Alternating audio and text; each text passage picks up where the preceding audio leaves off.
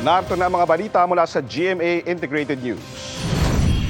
Minomonitor ng Department of Agriculture ang natanggap nilang ulat tungkol sa pagkakaroon ng rabies ng ilang baka sa Marinduque.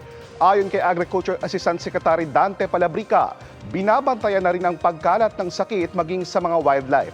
Sa gitna nito, binigyang diin ng ahensya ang kahalagahan ng pagpapabakuna kontra rabies sa mga alagang hayop gaya ng aso at pusa.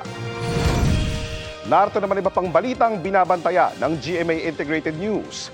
45 centavos kada litrong taas presyo sa gasolina bukas, inanunsyo ng ilang oil companies.